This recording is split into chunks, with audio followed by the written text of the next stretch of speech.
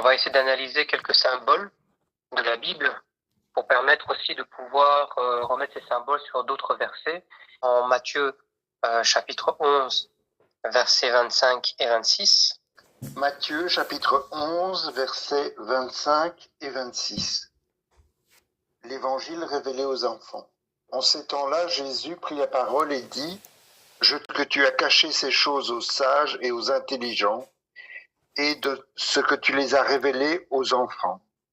Oui, Père, je te loue de ce que tel a été ton bienveillant dessein. Amen. Amen. Donc ici, Jésus-Christ nous révèle qu'il n'y a plus de secret de Dieu pour nous. C'est-à-dire qu'il nous a tout révélé et nous sommes dans la capacité maintenant de comprendre les paraboles, les symboles, les histoires racontées dans la Bible. Et donc voilà, donc quand on lit la Bible, on doit prier pour que le Saint-Esprit vienne sur nous, pour nous révéler des choses cachées que nous ne connaissons pas, pour qu'il nous révèle la parole de Dieu. Et aujourd'hui, j'aurais voulu qu'on s'appuie sur Genèse. Dans Genèse chapitre 6, à partir du verset 3 jusqu'au verset 12. Genèse chapitre 6, versets 3 à 12. Alors l'Éternel dit : Mon esprit ne restera pas toujours dans l'homme, car celui-ci n'est que chair, et ses jours seront de 120 ans. C'était l'époque où il y avait des géants sur la terre, après que les fils de Dieu furent venus vers les filles des hommes, et qu'elle leur eut donné des enfants. Ce sont là les héros des temps anciens. L'Éternel vit que la méchanceté de l'homme était grande sur la terre, et que chaque jour son cœur ne concevait que des pensées mauvaises. L'Éternel regretta d'avoir fait l'homme sur la terre, et son cœur fut affligé. L'Éternel dit : J'effacerai de la surface du sol l'homme que j'ai créé, depuis l'homme jusqu'au bétail, aux reptiles et aux oiseaux du ciel, car je regrette de les avoir faits. Mais Noé obtint la faveur de l'Éternel. Histoire de Noé, le déluge. Voici la postérité de Noé. Noé était un homme juste et intègre parmi ses contemporains. Noé marchait avec Dieu. Noé engendra 3 fils, Sem, Cham et Japheth. La terre était corrompue devant Dieu, la terre était pleine de violence. Dieu vit que la terre était corrompue, car toute chair avait une conduite corrompue sur la terre. Amen. Amen. Donc, ici, c'est le chapitre 6, quand Dieu a fini de créer la terre, il a créé les hommes, et les hommes ont commencé à se multiplier sur la terre. Mais à partir de là, la terre a été corrompue. Ce sont les hommes qui ont corrompu la terre. Et la terre est devenue pleine de violence. C'est devenu en fait l'enfer sur terre. C'est ce que le verset 4 et 5 disent. Il dit que les fils de Dieu, donc les anges, sont venus vers les filles des hommes et que leur ont donné des enfants. Et ce sont des enfants d'anges déchus, justement. Parce que c'est un mélange des anges déchus avec les filles des hommes. Et la parole de Dieu dit que ces enfants déchus, ce sont des enfants de vipères. D'ailleurs, même l'apôtre, plutôt Jean le Baptiste, et même Jésus-Christ, appelaient justement les Israéliens des enfants du mensonge, parce qu'ils ont comme père le père du mensonge. Parce que tout ce qui vient du malin vient de Satan, en fait. Tout ce qui vient des anges déchus, c'est Satan qui les a fait tomber avec lui. C'est pour ça que Satan est appelé le père du mensonge. Donc ses enfants sont devenus des enfants de vipères parce que Satan était justement un serpent. Le serpent qu'on retrouve donc dans le jardin d'Éden.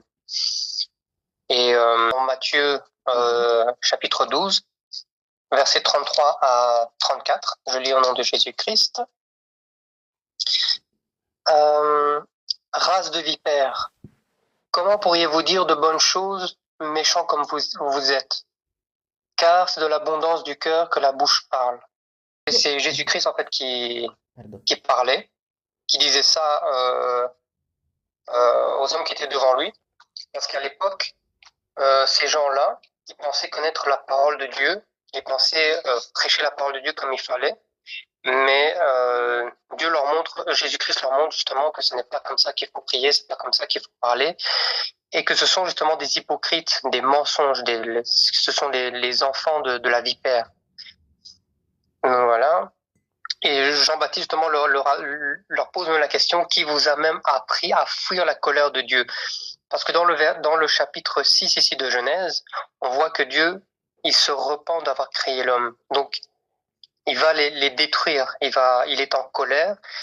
Et c'est ça justement que l'apôtre Paul demande. Il dit, qui vous a appris à fuir la colère? Parce qu'il venait vers lui pour se faire baptiser. Et Paul, ayant la révélation justement que ce sont des enfants de vipères, il leur pose la question, mais qui vous a appris à fuir cette colère? Parce qu'il venait encore une fois de manière hypocrite pour se faire baptiser.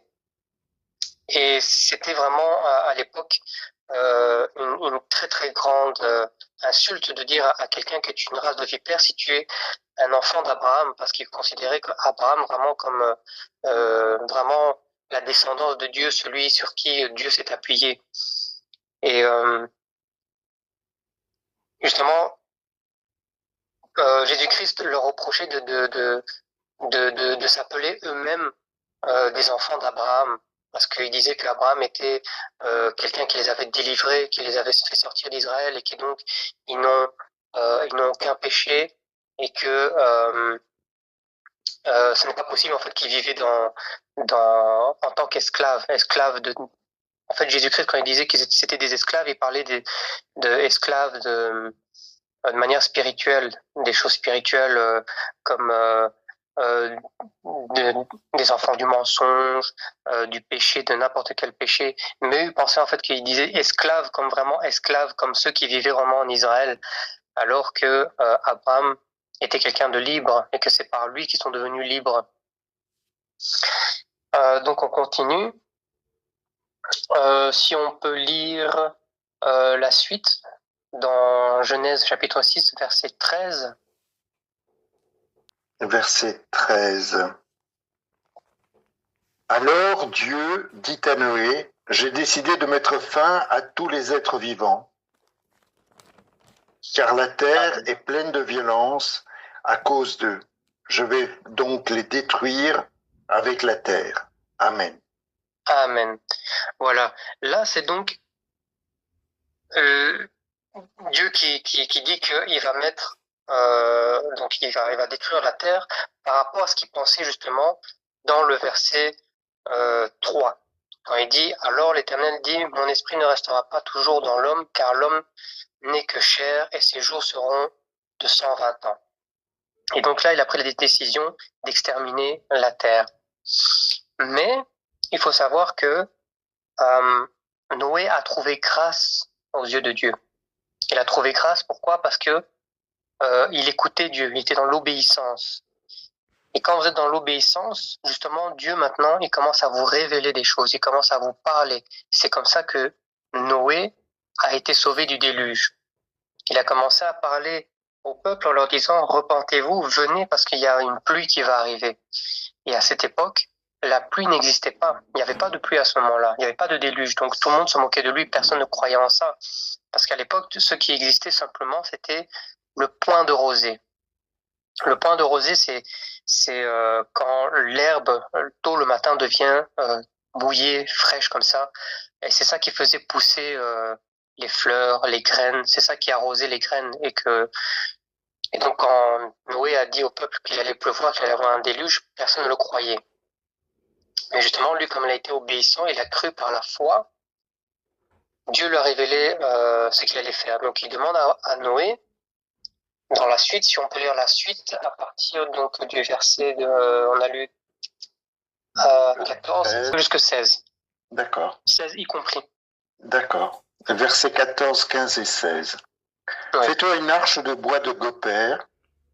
Tu disposeras cette arche en cellules et tu la couvriras d'un enduit en dedans et au dehors. Tu la feras comme suit. L'arche aura 300 coudées de longueur, 50 coudées de largeur et 30 coudées de hauteur. Tu feras à l'arche une ouverture d'une coudée disposée tout en haut. Tu placeras la porte de l'arche sur le côté et tu feras un étage inférieur, un second et un troisième. Amen. Amen, merci beaucoup. Donc ici, quand on accepte d'écouter Dieu, Dieu vient vers nous et maintenant Dieu commence à nous former. Ici, c'est imagé. Ici, c'est imagé parce que Dieu demande à Noé de construire quelque chose. Mais en réalité, si on met en parallèle à notre vie, Dieu nous demande de nous construire nous-mêmes, en fait. Il commence à nous donner des directives. Donc Dieu, il va te former, il va décider de la forme qu'il va te donner. C'est comme dans Jérémie, Jérémie le prophète, Dieu lui parle en essayant de le conscientiser, en lui disant si maintenant un potier donne une forme à un vase, est-ce que le vase va lui demander pourquoi est-ce que tu me formes comme ça, pourquoi tu m'as donné telle forme? Donc en fait, Dieu essaie de dire à Jérémie de pas se lamenter et d'accepter en fait la volonté de Dieu, d'accepter la forme qu'il lui donne. Par exemple, à l'église, on a des pasteurs, on a des prophètes, on a des évangélistes, on a la chorale, et chacun a sa place. Et c'est ça que Dieu demande maintenant, de prendre la forme qu'il nous donne. Donc, pour ça, tu vas devoir travailler sur toi-même, sur ton caractère, sur les tentations, sur ta foi, et tu seras constamment mis à l'épreuve. Tous les matins, tu seras mis à l'épreuve, et l'apôtre Paul, il dit que il faut pas être étonné de la fournaise qui nous entoure. La fournaise, en fait, c'est pour nous aussi nous dire qu'il faut pas oublier qu'on est sur terre, et que sur terre, on est tout le temps mis à l'épreuve. Il y a toujours des attaques. Parce que la terre n'est pas là où Dieu habite. La terre, c'est là où les hommes habitent et c'est là où Satan règne. C'est pour ça que au verset 5 ici, de Genèse chapitre 10, verset 5, on dit bien que c'était les anges qui sont venus s'accoupler avec les filles des hommes et que ça a donné des géants. Ce sont ces géants-là qui ont commencé à faire des guerres. C'est devenu en fait l'enfer. C'est une image en fait de l'enfer sur terre. C'est pour dire en fait que étant ici sur la terre, il faut considérer que c'est comme l'enfer parce que ce n'est pas ici le paradis, ce n'est pas ici où Dieu habite. Et c'est pour ça que Dieu veut détruire ça parce que il dit que le péché, la violence est montée jusqu'à lui. C'est pour ça qu'il veut détruire ça. Et pour ne pas être détruit et être jugé par la parole de Dieu, Dieu va commencer à nous former, il va commencer à nous parler, il va commencer à nous donner des révélations sur sa parole. Il faut savoir justement que ce qu'on a lu au début dans Matthieu 11, versets 25 et 26, on disait que je te loue, Père, de ce que tu as caché ces choses aux sages et aux intelligents et de ce que tu les as révélées à tes fils. En fait, il faut savoir que les sages dont on parle, ce sont pas les personnes qui sont sages de cœur. Ce sont des sages, ce sont des personnes qui ont touché à la sorcellerie. Ce sont des personnes qui ont touché à des choses de l'exotérisme, des choses comme ça. Ce sont pas des personnes, on les appelle sages parce que ils ont l'apparence de personnes sages, parce qu'elles savent ce qui se passe justement de manière spirituelle, que ce soit spirituel satanique, que ce soit spirituel de Dieu. C'est pour ça qu'on les appelle des sages et que quand on leur pose des questions, eux, par leur expérience, ils prennent des décisions ou ils font tel rituel parce qu'ils connaissent les conséquences. C'est pour ça qu'on dit que ce sont des sages. Mais ce ne sont pas des sages, des vrais sages. Ce sont des sages du monde, les sages sataniques. Et les personnes intelligentes, ça, ce sont les personnes qui ont vraiment eu de l'intelligence ici dans le monde, qui ont voulu prouver que la Bible est un livre comme un autre. Ils ont voulu, certains aussi scientifiques ou artistes comme Léonard de Vinci, qui a voulu lire la Bible et prouver certaines choses, trouver certaines expériences ou trouver l'art dedans, mais il n'a pas compris le message profond de la parole de Dieu. Il a certainement trouvé beaucoup de choses, mais il n'a pas trouvé la vraie parole de Dieu. Et c'est pour ça que Dieu voudrait qu'on soit intègre dans sa parole, parce que si on n'est pas intègre dans sa parole, l'apôtre Paul il dit que si quelqu'un vient vers nous avec un autre évangile, il dit pas qu'il y ait un autre évangile, mais il y a des gens qui vont essayer de nous troubler avec d'autres religions, que ce soit comme par exemple des témoins de Jéhovah, des mormons, des branhamistes et tout ça, ce sont des religions créées par l'homme. Et c'est ça justement que Dieu ne voudrait pas, il voudrait qu'on soit intègre dans sa parole. C'est pour ça qu'il voudrait nous former. Il donne des formes, des dimensions à donner à l'arche. En fait, l'arche représente quelque part notre corps à nous. Il représente ce que Dieu voudrait qu'on soit. Et c'est pour ça qu'il donne toutes ces directives à Noé. Ensuite, on voit ici quel matériel Dieu utilise. Dieu utilise le bois de gopher. Pourquoi le bois de gopher? Bien, le bois de gopher, c'est un bois qui, tout d'abord, il était résistant à la pourriture, à la moisissure, parce qu'il sera en contact avec l'eau. Pour ne pas rentrer dans les détails, on sait que l'eau est quelque chose que Satan utilise beaucoup, parce que Dieu utilise l'eau aussi. On dit que on se baptise dans l'eau. Le Saint-Esprit est représenté par l'eau dans la Bible. Et Satan aussi, il utilise l'eau. On va pas rentrer justement dans ces détails-là, mais on sait qu'il y a les esprits des eaux et tout ça. Mais justement, c'est pour résister à ça qu'on a créé l'arche, à résister contre la pourriture. Parce qu'on dit que Satan, l'enfer, c'est de la pourriture. Donc, on crée une arche pour ne pas mettre les pieds là-dedans. Ensuite, pourquoi le bois de gopher? Le bois de gopher est léger, il est durable, il est flexible, et en plus de ça, Dieu lui demande de mettre, comment on appelle ça, la poix, comment on appelle ça?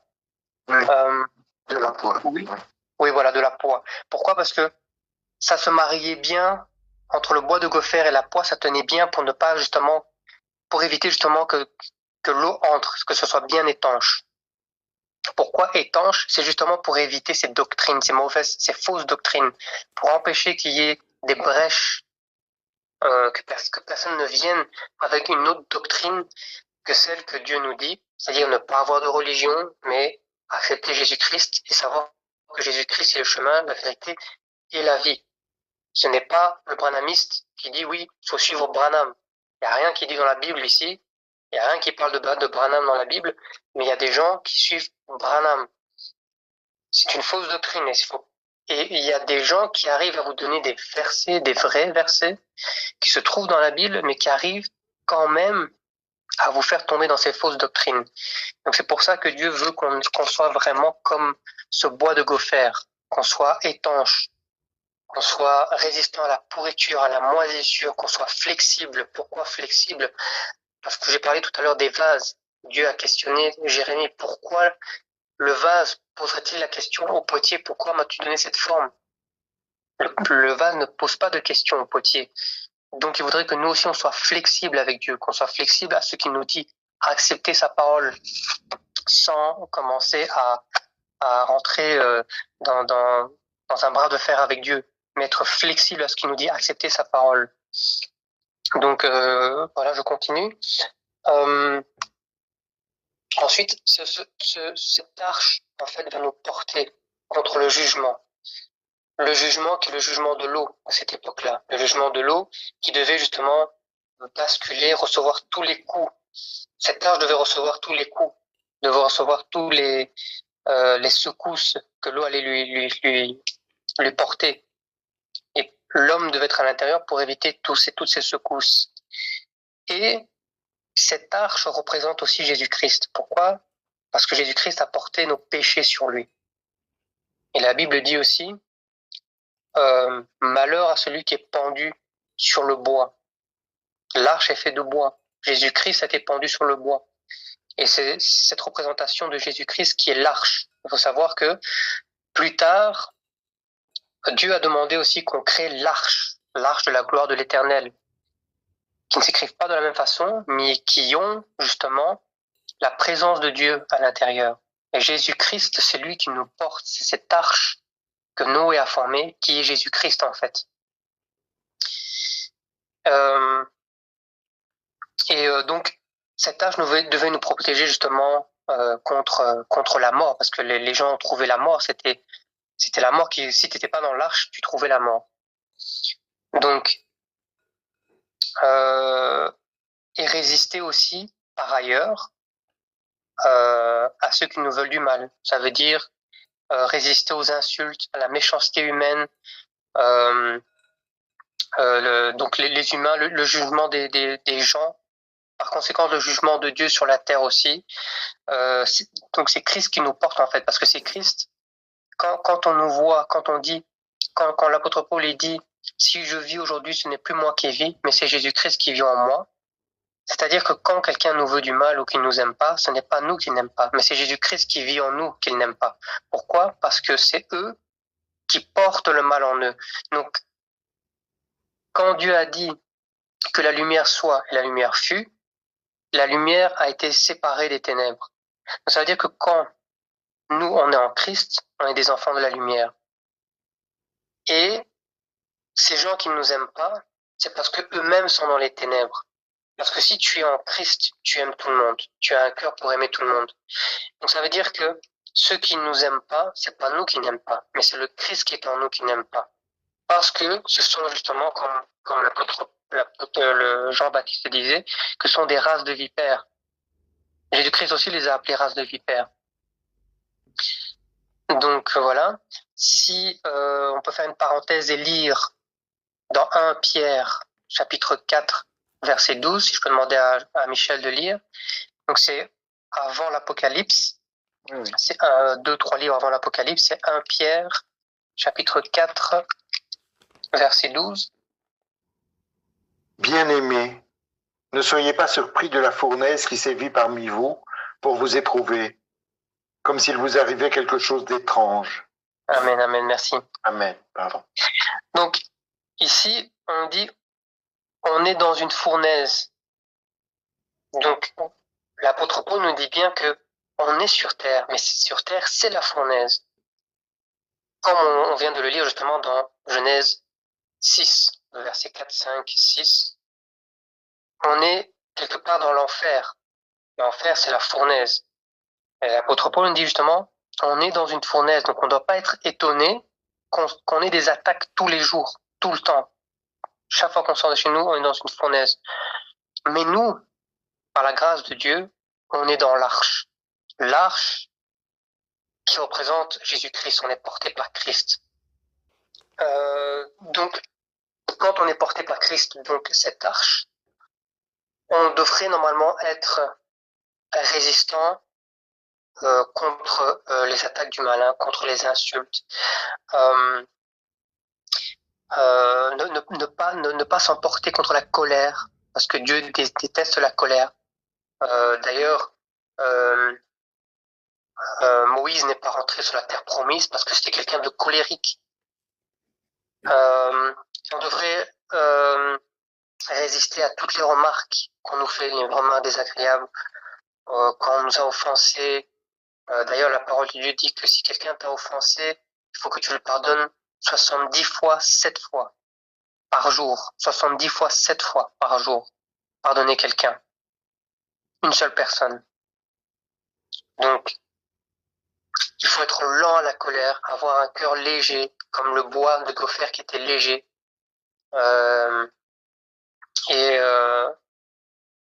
Aussi, pourquoi on avait parlé aussi du bois de gopher, le bois de gopher qui était un bois qui était disponible. Dieu avait demandé à Noé de faire l'arche avec le bois de gopher parce que le bois de gopher, il y en avait partout. Et si je vais lire rapidement dans Marc chapitre 11 versets 12 et 14, je lis rapidement ce que Jésus-Christ a fait. Je lis en Jésus-Christ. Marc 11, versets 12 et 14. Le lendemain, après qu'ils furent sortis de Béthanie, Jésus eut faim. Apercevant de loin un figuier qui avait des feuilles, il alla voir s'il trouvait quelque chose. Mais s'en étant approché, il n'y trouva que des feuilles, car ce n'était pas la saison des figues. Alors il prit la parole et lui dit que jamais personne ne mange de ton fruit, et ses disciples l'entendirent. Amen. Donc, ici, Jésus-Christ, qu'est-ce qu'il demande? Il demande en fait qu'on soit disponible. Il parle du figuier. La parole de Dieu dit dans ce verset ici que ce n'était pas la saison des figues. Mais pourtant, Jésus-Christ, il maudit cet arbre en disant que jamais personne ne mange de ton fruit. Et d'ailleurs, même le lendemain, on dit dans le verset 20, le matin en passant, les disciples virent que le figuier était séché jusqu'aux racines. Pierre, se rappelant ce qui s'était passé, dit à Jésus, Rabbi, regarde le figuier que tu as maudit a séché. Ça veut dire en fait que Dieu a besoin de nous, comme le bois de gopher. Il a besoin de nous utiliser à tout moment, que ce soit la saison ou pas la saison. Dieu a besoin de nous utiliser. Et quand Jésus-Christ il voit de loin ce figuier qui a des feuilles, ça représente les personnes qui portent le nom de Christ. Et ce sont des personnes qui vont à l'église, des personnes qui lisent la Bible, mais qui au fond n'ont aucun fruit. Ce sont des personnes qui sont hypocrites par rapport à la parole de Dieu. Ils aiment dire je suis chrétien, mais ce sont pas des vrais chrétiens. Ce sont des chrétiens qui ont l'apparence. C'est pour ça que Jésus-Christ de loin, il a vu que le figuier avait des feuilles, il s'est approché, il a vu qu'il n'y avait pas de fruits, il l'a maudit. Et c'est ça qui se passera à la fin des temps. Dieu nous maudira comme Dieu l'a fait ici avec le monde. Il les a détruits par le déluge, il les a maudits. Mais en Jésus-Christ qui nous porte lui-même, nous serons sauvés. Donc ça, c'était la parenthèse avec le bois de gopher. Si on peut lire Genèse, toujours le chapitre 6, versets 17 et 18. Je vais demander à Michel de lire.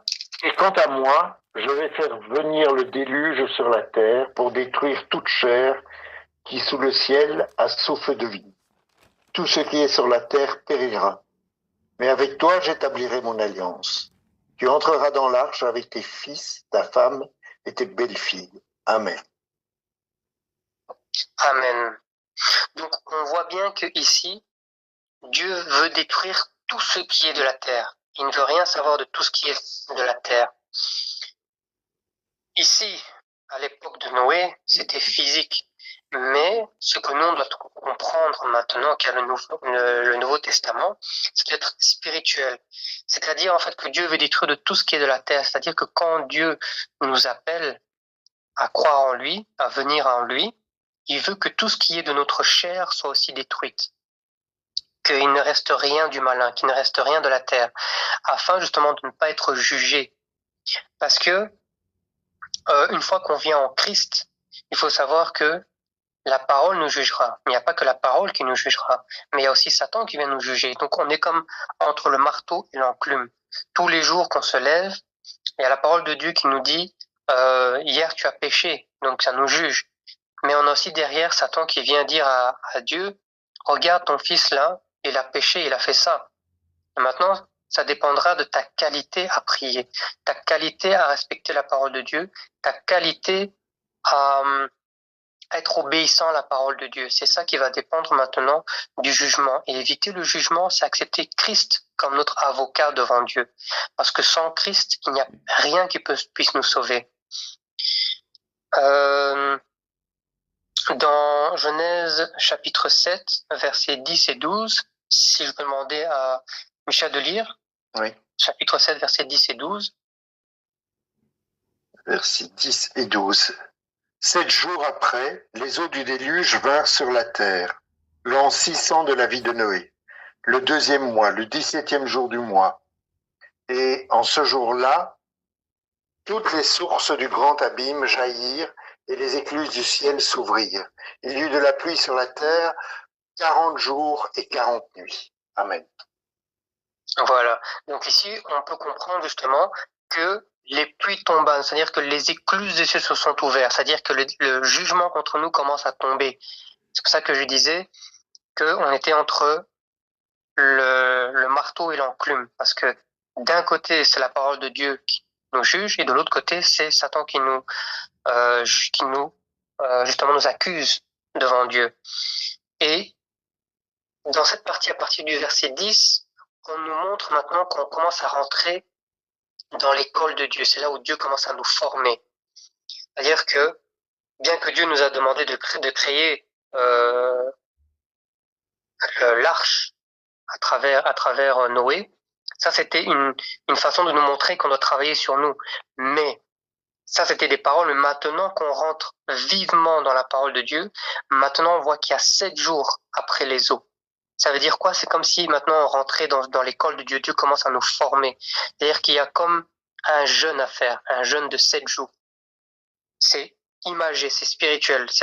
Maintenant, c'est à nous d'interpréter la parole de Dieu, à voir qu'est-ce que cette parole est en train de nous dire. Et là, on peut comprendre qu'on rentre vraiment dans la dimension, une autre dimension. Là où maintenant on commence à voir les abîmes, donc l'enfer, Satan qui s'élève contre nous, et les écluses des cieux aussi qui s'élèvent contre nous. C'est-à-dire qu'on rentre vraiment dans une autre dimension. On rentre dans un jeûne, on rentre dans une formation que Dieu est en train de nous donner, une école, un enseignement que Dieu nous donne. Mais bien sûr, comme Noé était obéissant, il a évité le déluge. Et si nous aussi nous obéissons à Dieu, nous pouvons éviter sa colère contre nous. Donc là, on voit que Noé a vraiment respecté la parole de Dieu. C'est là justement qu'il commence à construire. Enfin, il avait déjà construit l'arche, mais c'est là où on comprend aussi que pour éviter la colère de Dieu sur nous, c'est accepter sa parole et rentrer dans notre caractère à nous, commencer à arrêter les péchés, aimer ce qui est du monde, travailler sur notre caractère, sur notre nervosité, sur notre sur le fait que on n'aime pas quelqu'un ou quoi que ce soit, mais il faut maintenant recevoir le cœur de Dieu en nous, recevoir Christ en nous.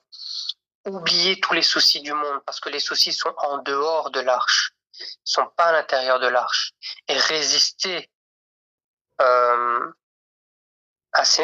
aux doctrines, à ce que on peut venir nous enseigner, à la colère des autres sur nous, ne pas se mettre en colère comme l'autre, ne pas être le miroir des autres justement, éviter d'être le miroir des autres. Et il faut aussi se rappeler que dans les moments comme ça, là on est secoué dans la barque, dans Christ, parce que ça ne veut pas dire qu'on porte Christ, que on est immunisé sur tout. Bien sûr, quand on sera offensé, quand on sera insulté, c'est Christ qu'on va insulter en nous, mais ça va aussi nous déstabiliser. Mais c'est là qu'il faut rester fort et se rappeler que Dieu avait demandé à Noé de construire une fenêtre vers le haut du ciel. Et c'est la seule fenêtre qu'il avait. Pourquoi? C'est pour justement se rappeler qu'au-dessus de nous, dans le ciel, il y a Dieu. Dans ces moments-là, les moments difficiles, de se retourner vers lui. Parce qu'il n'y a personne d'autre qui peut nous sauver. Et le psaume 121 dit « Je lève mes yeux vers les montagnes, d'où me viendra le secours. Le secours me vient de l'Éternel, et personne d'autre peut nous sauver. Personne d'autre peut sauver notre âme. » La parole de Dieu dit qu'il n'y a que Dieu qui peut nous sauver. On peut se réfugier vers nos parents, on peut se réfugier vers qui on veut dans le monde, mais celui qui sauve, le souverain, Dieu est souverain, c'est lui. Il n'y a que lui qui peut te sauver en Christ. Ça ne veut pas dire que tu peux venir de toi-même et dire voilà Dieu pardonne-moi, parce que c'est pas toi que Dieu va pardonner, c'est Christ qui va pardonner en toi. Parce que dans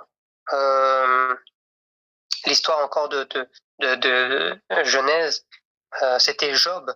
Job, il avait fui sa famille, il avait fui parce que son père était décédé, qu'il avait volé le droit d'aînesse, il avait volé la bénédiction de son grand frère. Il a fui pour pas que son grand frère le tue. Il a marché dans le désert et il s'est arrêté. Et on dit que l'ange du Seigneur est venu, il a combattu avec l'ange en lui disant qu'il ne pouvait pas partir tant qu'il l'avait pas béni. Ça veut dire que Job avait compris que il avait besoin de Dieu, il avait besoin de la bénédiction de Dieu, et Dieu a changé son nom de Job en Israël. Israël qui veut dire le peuple de Dieu. Et c'est quand tu es changé, c'est quand tu changes, quand tu viens en Christ et que tu changes, c'est-à-dire que tu deviens Christ. Christ habite en toi, le Saint-Esprit habite en toi. C'est lui que Dieu sauve en toi. Ce n'est pas toi la chair qui sauve, mais c'est Jésus-Christ en toi qui sauve. C'est lui qui pardonne les péchés, c'est lui que Dieu voit en toi. Et ça vient par l'écolage que Dieu nous donne. Ça vient par l'enseignement que Dieu nous donne à travers la parole. C'est-à-dire qu'il y a des moments où on sera secoué de gauche à droite, mais ce n'est pas nous qui sommes secoués, c'est Jésus-Christ qui est en nous qui est secoué. Et il faut être fort et résister en ça.